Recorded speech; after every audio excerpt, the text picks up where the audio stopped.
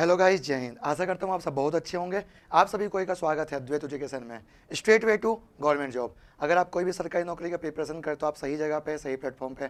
आपको तो पता ही है, यहाँ पर सारे फैकल्टीज़, सारे टीचर्स, सारे अध्यापक आप लोगों को क्या करते हैं, गवर्नमेंट जॉब के प्रिपरेशन में आप लोगों को मदद करते हैं। ठीक है, और इसी कड़ी में हम आप लोगों के साथ में जुड़े हुए हैं हिंदी के लिए। ठीक, आज का जो वीडियो है, यह है वीडियो नंबर 2, जो हम लोग चैप्टर पढ़ रहे थे समाज का, उसका। ठीक है, तो समाज का वीडियो नंबर 2 है। और देखिएगा, आज जो हम लोग कल लास्ट पढ़े थे, उसके बाद आज हम लोग पढ़ रहे हैं। ठीक, कल हम लोग पढ़े थे कि कितने प्रकार के समास होते हैं, समास क्या है, समास कहते किसको है, समास का परिभाषा, पूर्व पद उत्तर पद क्या होता है, पूर्व पद उत्तर पद के अनुसार समास को हम लोग कैसे बांट सकते हैं, है ना। और 6 प्रकार के समास के बारे में, 6 प्रकार के समास के बारे में हम लोग पढ़े थे कि एक समास जो होता है वो होता है अव्ययी भाव, दूसरा जो होता है वो होता है तत्पुरुष, तीसरा जो होता है वो होता है कर्मधाराएं, चौथा जो होता है वो होता है द्विगु, पांचवा जो होता है वो होता है द्वंद्व, और छठा जो होता है वो हो जाता है बहुव्रीहि समास। ऐसे ही हम लोग पूरे डिटेल्स में कल भी पढ़े थे, आज भी पढ़ेंगे। आज भी जो आप लोगों को हम बताने वाले हैं, 1 नंबर यहाँ से भी पूछा जाता है। ठीक है, इसीलिए इसका नाम हम रख दिए 1 नंबर पक्का। 1 नंबर पक्का रहेगा। ज़्यादा टाइम नहीं लेते, सीधा स्टार्ट करते हैं। आज जो हम लोग पढ़ने वाले हैं वो है अव्ययी भाव समास के बारे में। ठीक है, तो चलिए जानते हैं अव्ययी भाव समास है क्या, जो कि समास का पहला भेद है। तो अव्ययी भाव समास अगर आपसे पूछा जाएगा तो आप एक चीज़ ध्यान रखिएगा। अब वो एक चीज़ क्या है जो ध्यान रखने की बात है, तो हम बताते हैं। अव्ययी भाव समास अगर पूछा गया तो आपको एक चीज़ ध्यान रखना है कि जिस भी समास का पहला पद, हम आपको कल बताए थे ना, 2 प्रकार का पद होता है, एक पूर्व पद पहला पद हो जाता है, एक हो जाता है उत्तर पद दूसरा पद। तो जिस भी समास का पहला पद, जिसको हम लोग पूर्व पद बोलते हैं, वो अव्यय रहे या फिर प्रधान रहे, प्रधान मतलब मेन रहेगा। ठीक है, मेन रहेगा, वही हो जाएगा हमारा क्या, उसी को हम लोग क्या बोल देंगे, उसी को हम लोग बोल देंगे भैया अव्ययी भाव समास। ठीक है, उसका हम लोग उदाहरण देख लेते हैं, एग्जाम्पल क्या है, या फिर उसको पहचानेंगे कैसे कि अव्ययी भाव समास जो है उसको हम लोग पहचानेंगे कैसे। उदाहरण भी देखेंगे, पहचानने का तरीका भी देखते हैं। तो पहचानने का तरीका है, पहला पद जो होगा ना, फर्स्ट वाला पद जो होगा ना, पूर्व वाला पद जो होगा ना, वो पद में होगा अनु, आ, प्रति, भर, यथा, यावत, हर, ये सब लिखा रहेगा। तो वो वाला पद हमेशा हो जाएगा अव्ययी भाव समास। याद रखिएगा, पहचानने का ये ट्रिक है, जिस भी समासिक पद का पूर्व पद में ये सारे वर्ड जो कि यहाँ पर अनु, आ, प्रति, ठीक है, भर, यथा, यावत, हर, ये सब रहेगा, वो हो जाएगा आपका अव्ययी भाव समास। चलो टेबल में भी देख लेते हैं। जैसे यहाँ पर आपको टेबल दिख रहा है, एक में लिखा हुआ है अव्यय, दूसरे में लिखा हुआ उत्तर पद, तीसरे में लिखा हुआ है यहाँ पर समस्त पद, और नेक्स्ट में लिखा हुआ है विग्रह। विग्रह भी करेंगे हम लोग, सामासिक विग्रह भी दिया जा सकता है आपके एग्जाम्पल में, आपके एग्जाम में भी, और एग्जाम्पल दे करके आपको बोल देगा कि उसका समास बताइए। ठीक है, इसलिए हम यहाँ पर पूरा एक टेबल लेकर आए कि आपका क्वेश्चन जहां से भी बने ना, आप पूरा कंप्लीट कर दें। ठीक है, जैसे अब यही दिया हुआ है प्रति, प्रति में अगर हम लोग जोड़ दिए दीन, जो कि उत्तर पद है, ये पूर्व पद भी है। हाँ, ये प्रथम पद जो है, प्रथम पद बोल दीजिए। ठीक है, इसको पूर्व पद बोल दीजिए। क्या बोल दीजिए, पूर्व पद बोल दीजिए, पूर्व पद, या फिर इसको पहला पद भी बोल दीजिए। जो भी आप बोलेंगे ये हो जाएगा हमारा ऑलवेज, क्या ऑलवेज होगा हमारा अव्यय। तो यहाँ प्रति जो है ये है अव्यय, और दूसरा पद यानी उत्तर पद जो है वो है दीन। दोनों को जोड़ दिए हम लोग तो हमारा समस्त पद क्या बन गया, समस्त पद बन गया प्रतिदिन। ठीक है, प्रतिदिन का मतलब क्या होता है, जब हम लोग विग्रह करेंगे तो उसका मतलब हो जाएगा, तो वो हो जाता है प्रत्येक दिन। हर एक दिन जो होगा, एवरी डे जो होगा, उसी को हम लोग बोलते हैं प्रतिदिन। डन, इतना समझ में आया। दूसरा वाला जो है हमारा प्रथम पद या फिर पूर्व पद या फिर पहला पद, वो है आ। ठीक है, जो कि क्या होगा, जो कि ऑलवेज होगा अव्यय। अव्यय क्या होता है, अव्यय जब हम लोग संज्ञा और उसके भेद के बारे में पढ़ेंगे, सर्वनाम उसके भेद पढ़ेंगे, विशेषण, और वैसे ही करते करते हम लोग जब अव्यय तक पहुंचेंगे ना, तब हम आपको फिर से अव्यय डिटेल्स में पढ़ाएंगे। अभी समरी बता देते हैं। अव्यय वो होता है जो कि किसी भी कारक की विभक्ति के द्वारा, काल का भी, लिंग का भी, कोई भी उसमें परिवर्तन नहीं पड़ता है। ठीक है, तो वो हो जाता है हमारा अव्यय। इसमें कोई भी लिंग का परिवर्तन नहीं पड़ेगा, कोई भी कारक की विभक्ति का परिवर्तन नहीं पड़ेगा, इसीलिए यह अव्यय होता है। और प्रथम पद जो होता है अव्यय भाव समास का वो हो जाता है अव्यय। तो आ है यहाँ पर प्रथम पद, पूर्व पद, और उसमें हम लोग जोड़ दे रहे हैं उत्तर पद में जन्म। तो ये क्या हो गया, ये हमारा एक समासिक पद बन गया जो कि हो जाएगा आजन्म। देखिए दोनों एक ही टर्म है, हाँ कंफ्यूज मत होइएगा।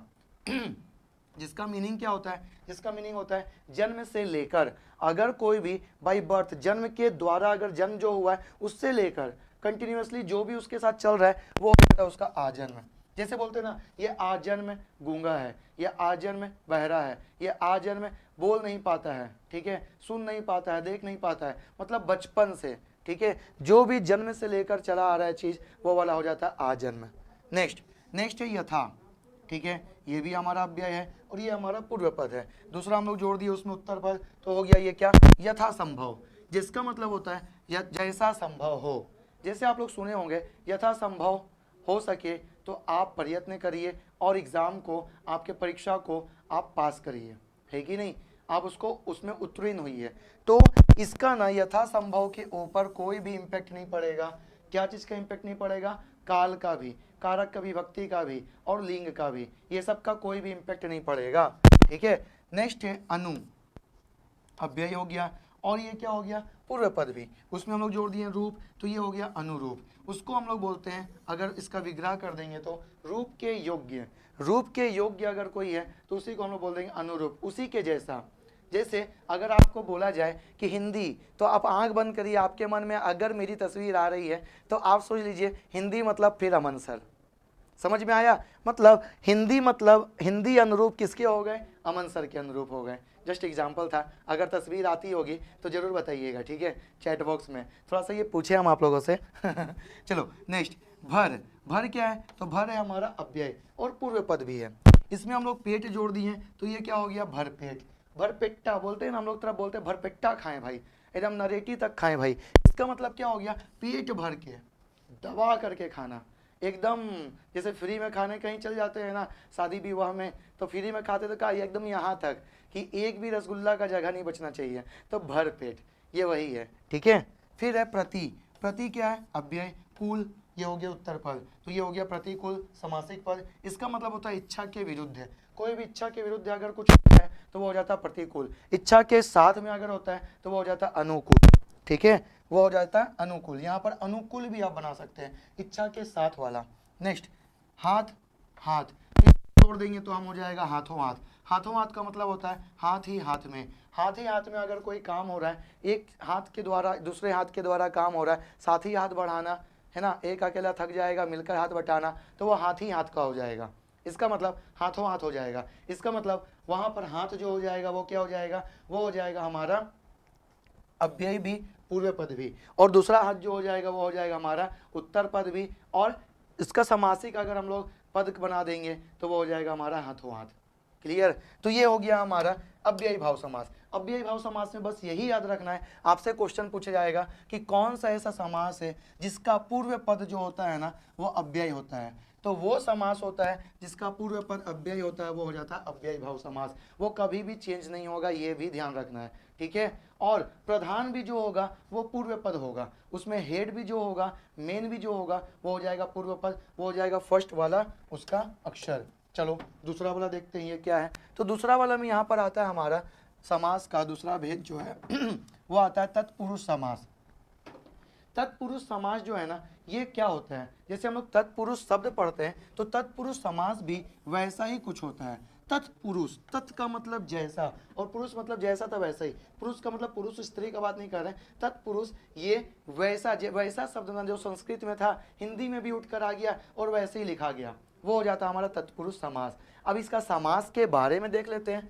जिस समास के में बाद का अथवा उत्तर पद प्रधान होता है, अव्ययी भाव समास में हम लोगों का प्रथम पद प्रधान था, इसमें उत्तर पद प्रधान होगा, तथा दोनों पदों के बीच का कारक का चिन्ह जो होता है वो लुप्त हो जाता है। अब देखिए कारक का चिन्ह का बात आ रहा है, तो कारक जो होता है ना ये 8 प्रकार का होता है, याद रखिएगा। कारक की विभक्ति कितनी होती है, तो कारक की विभक्तियां होती है 8। अभी हम आपको बताएंगे कौन कौन सा, क्योंकि एग्जाम्पल देना आपको जरूरी है, ठीक है, और उसी को हम लोग बोलते हैं तत्पुरुष समास।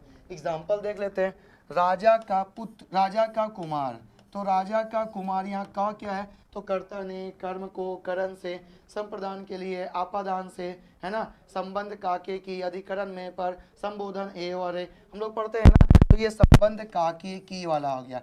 राजा का कुमार तो राजकुमार, ये का क्या हो गया, लुप्त हो गया। तो वही बोल रहा है कि जब उसमें कारक का चिन्ह हम लोग क्या कर दें, लुप्त कर दें, गायब कर दें, तो वो हो जाता है हमारा तत्पुरुष समास। ठीक है, धर्म का ग्रंथ, का को गायब कर दिए तो हो गया धर्म ग्रंथ। रचना को करने वाला, को गायब कर दिए तो हो गया रचनाकार। ऐसे ही जो शब्द होंगे ना, ये वो सारे शब्द होंगे जो कि तत्पुरुष समास के होंगे। ठीक है, राजा का पुत्र भी हो सकता है, चलो वो भी लिख देते हैं, राजा का पुत्र, तो ये क्या हो जाएगा, यहाँ पर भी का को गायब कर देंगे तो हो जाएगा राजपुत्र, हो जाएगा ना, राजपुत्र। क्यों, क्योंकि का को हम लोग गायब कर दिए जो कि कारक विभक्ति है। अब आपसे पूछा जाएगा कि तत्पुरुष समास जो है सर बस इतना ही है, नहीं, तत्पुरुष समास का हम लोग 6 विभक्ति के बारे में भी पढ़ेंगे। तत्पुरुष समास का हम लोग 6 और भी भेद के बारे में पढ़ेंगे। वो 6 भेद कौन कौन सा है देखिएगा, इसको हम कर रहे हैं इरेज। चलो, अब यहाँ पर तत्पुरुष समास के कितने भेद हैं, तो इसके 6 भेद हैं। ठीक है, अब आप बोलेंगे सर कौन कौन सा, देखिए हम बताते हैं। जब भी कारक चिन्ह का लुप्त का बात करेगा तो कारक चिन्ह तो होता है 8, लेकिन तत्पुरुष समास में हम लोग पढ़ते हैं कारक के 6 भेद के बारे में। कारक के भेद क्या बोले, उसको हम लोग तत्पुरुष समास में कारक का भेद के साथ में जोड़ करके पढ़ते हैं। चलो, कारक का विभक्ति हम आपको बताते हैं। कारक का 8 विभक्ति जो होता है वो होता है कर्ता ने। आप लोग भी लिखते चलिएगा, हाँ आप लोग भी लिखते चलिएगा, अगर पता होगा तो आप लोगों को। कर्ता ने कर्म को करण से, कर्ता ने कर्म को करण से, संप्रदान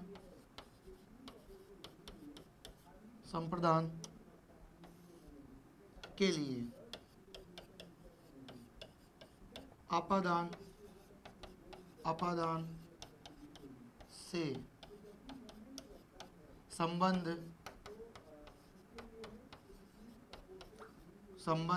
संबंध का क्या हो जाएगा, तो संबंध का हो जाएगा का के की। ठीक है, अधिकरण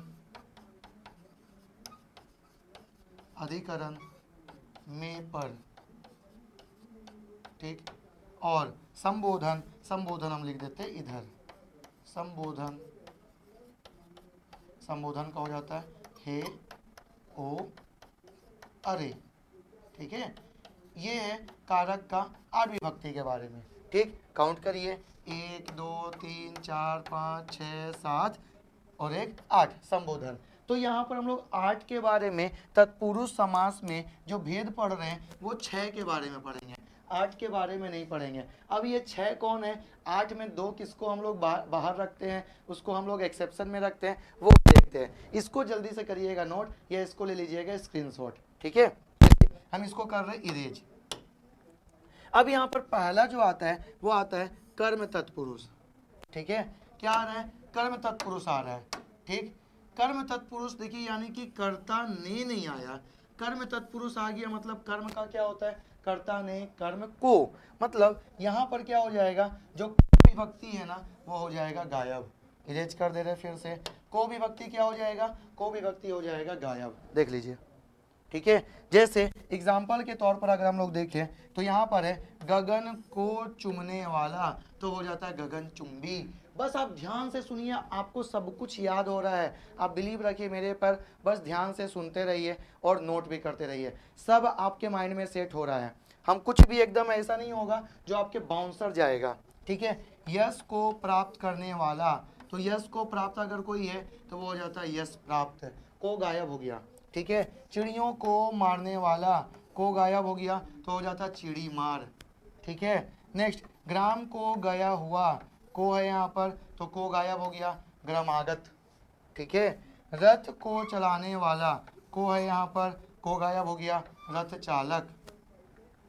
जेब को कतरने वाला, को है यहाँ पर, को गायब, जेब कतरा। मतलब जिस भी कारक का विभक्ति में को होता है तो वो कौन सा कारक विभक्ति होता है, वो होता है कर्म कारक। कर्ता ने होता है, कर्ता ने को हम लोग नहीं पढ़ रहे हैं, और हो जाता है दूसरा नंबर का जो हो जाता है कर्म कारक। कर्म कारक में को विभक्ति का बात आता है। को विभक्ति का जब भी हम लोग समास में प्रयोग करेंगे, मतलब कर्म तत्पुरुष का हम लोग प्रयोग करेंगे, जो कि हमारा तत्पुरुष में द्वितीय तत्पुरुष होता है, प्रथम नहीं होगा। प्रथम क्यों नहीं होगा? क्योंकि प्रथम तो कर्ता नहीं होता है, ठीक है। तो द्वितीय तत्पुरुष होता है, वो द्वितीय तत्पुरुष वाला लोगों का हो जाता है कर्म तत्पुरुष, याद रखिएगा। और जानते हैं ये क्वेश्चन बना हुआ भी है, छत्तीसगढ़ का परीक्षक का एग्जाम था, उसमें क्वेश्चन आया हुआ है कि कौन सा तत्पुरुष समास जो है जो कि द्वितीय है। देख लीजिए, बहुत सारे बच्चे द्वितीय के बारे में, प्रथम के बारे में जब पूछा गया, द्वितीय के बारे में पूछा गया, ऐसे आगे भी हम लोग पढ़ेंगे तो बच्चे गलत कर देते हैं।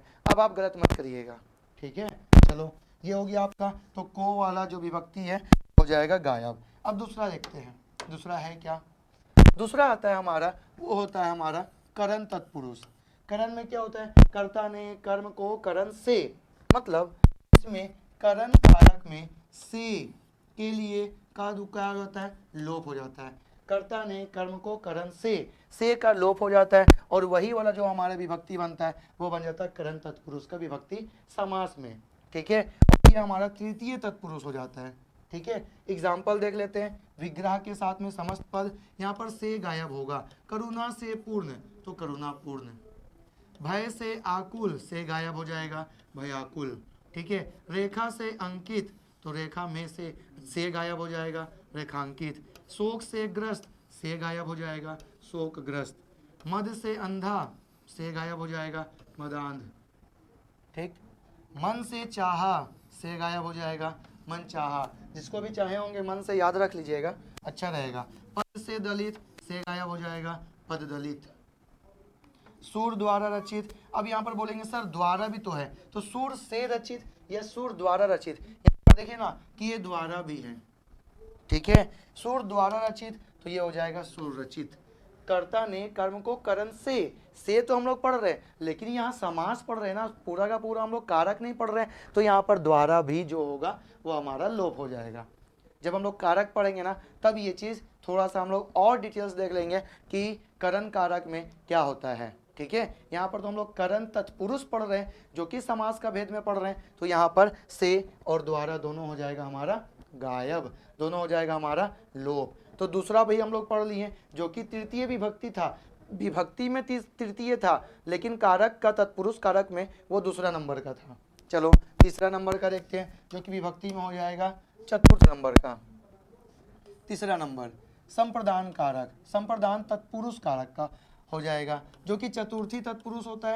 इसमें क्या होता है कि संप्रदान कारक की विभक्ति के लिए लुप्त हो जाता है।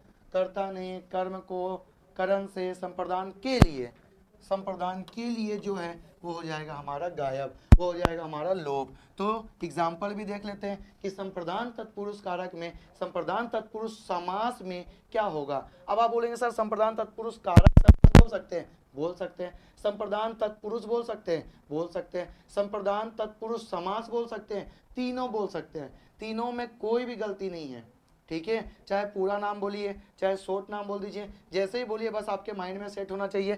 भी संप्रदान तत्पुरुष समास का हम लोग बात करेंगे, वहां पर के लिए का क्या हो जाएगा? लोप हो जाएगा, और ये हमारा चतुर्थी तत्पुरुष होता है। चलो एग्जाम्पल देखते हैं। प्रयोग के लिए शाला, के लिए का हो जाएगा गायब, तो हो जाएगा प्रयोगशाला। स्नान के लिए घर, के लिए हो जाएगा गायब, स्नान घर। यज्ञ के लिए शाला, के लिए गायब, यज्ञशाला। गौ के लिए शाला, के लिए गायब, गौशाला। देश के लिए भक्ति, के लिए गायब, देशभक्ति।